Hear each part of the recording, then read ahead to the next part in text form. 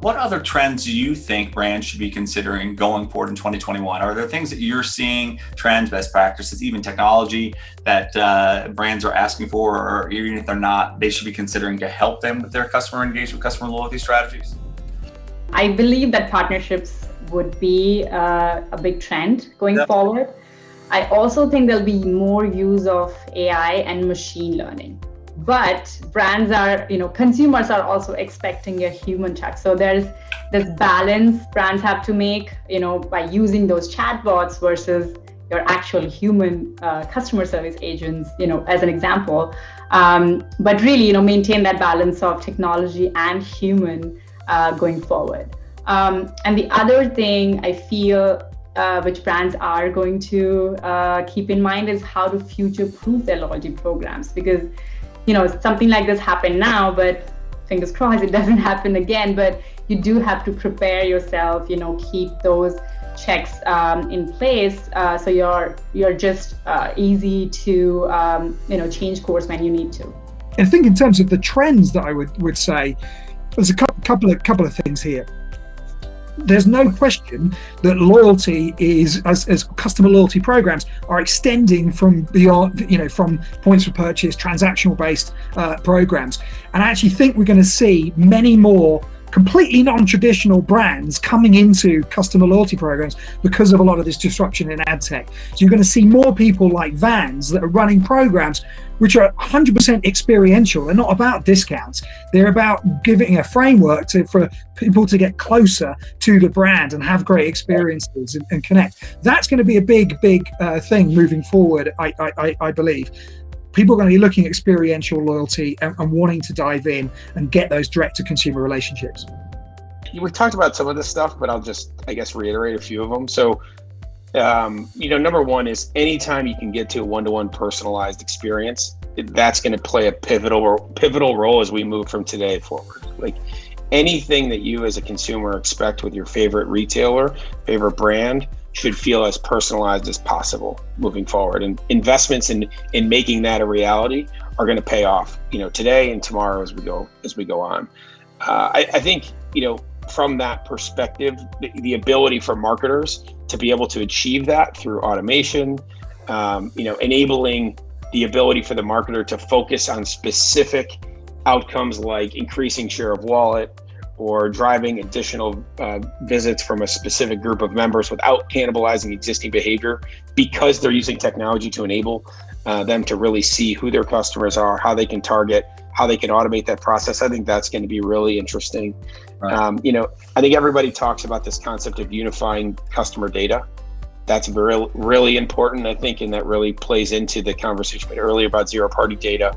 And my last piece here too, I think, is anytime you can remove friction from the consumer experience, you're going to win. And I don't mean that you have to put in all new technology or you have to open up an Amazon Go type store. It just means thinking about every step of your customer's journey and how you can improve that experience to the point where they want to come shop with you or they want to spend their money with you as a brand or as a retailer, because you've made it easy and you've connected with them on a one-to-one level. And any investment you can do there is going to be valuable for you today and moving forward, in our opinion. I think that consumers have learned a lot this past year, not only about digital experiences, the adoption of what life could look like through a digital lens, but also about the security and safety around their data and the give and take relationship between personal information and divulging personal information and receiving better experiences. I think consumers are probably ready to have a serious conversation about what it looks like to share the data or share their own data with a brand they trust in order to have a better, more relevant experience set.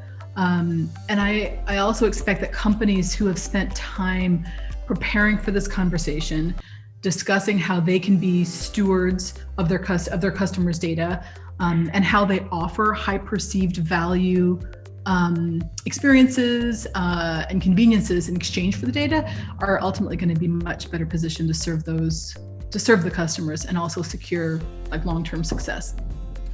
It is a big challenge, but it's kind of been a challenge forever, in the sense that it's tough when you, especially if you don't know consumers, you don't know your consumers very well.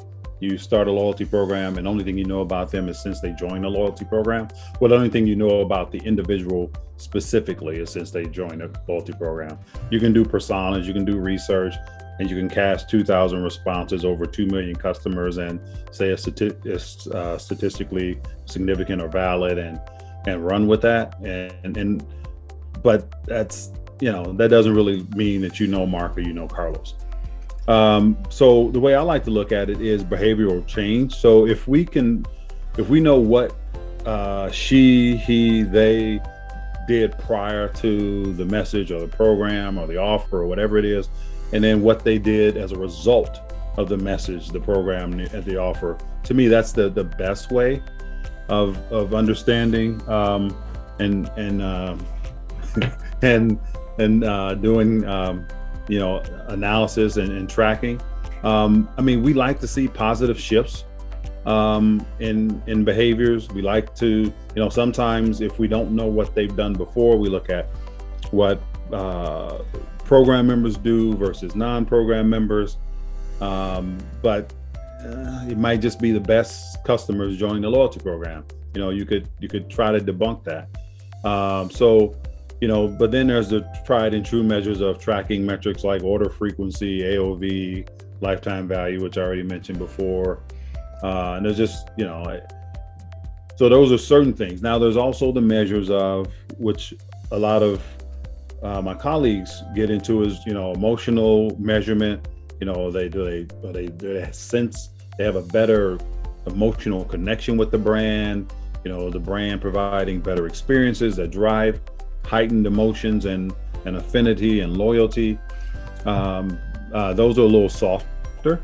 Not that they're not valid, they're just a little softer. Behaviors, when you look at actual measurement and movement of the needle is kind of my preferred method. It's actually a very interesting question. I think, and I've been looking at this really carefully because it's absolutely fascinating what this pandemic, other than the fact it's been tragic in so many ways and we're suffering still tremendously worldwide. I think that it's very interesting from an economic standpoint what's really happened. And so it's essentially whipsawing the demand, curve up and down basically. And what's happening right now, what I'd like to think is post-pandemic. It's not in the whole world. Clearly, we can see that today. But what's going to happen? I think currently, what's coming to us, and I think everybody. I'm not the primary thinker in this area, but a lot of economists have said that we're seeing an unprecedented surge in demand. And so what this means is that we're going, because there's a lot of money out there, first of all, and then there is a lot of pent-up demand because people have been locked down for a long time worldwide. So no travel, nothing happened, right? So now people are really, really interested in going out and spending and doing things, right? And so I think what marketers can do here is that there'll be no shortage of short-term. There'll be basically a demand will outstrip supply in a lot of areas, and we're already seeing pricing increases and all that stuff. But I think what's interesting is marketers can take advantage because you will see people at your door that would normally not so easily just be there because just based on the dynamics of the entire aggregate sort of economic situation that we're in. And so I think that's a great opportunity to make a good first impression and to sort of to capture some of that traffic in the long run and sort of make them loyal customers. And I think that's an amazing opportunity because, as I said, that will be a temporary, I'm very much thinking that this will be a temporary situation. Obviously, eventually the supply chain will adjust, all the bottlenecks will get worked out, and people will start to, prices will come down in some areas potentially, I hope. So and then it'll go back to more of the current of the previous cycle before the pandemic, where getting new customers, retaining new customers will actually be more difficult. And so I think that reduced cost of new people showing up at your doorstep, just by virtue of the global situation, is probably something that marketers can take advantage of. That's what I think is an interesting opportunity.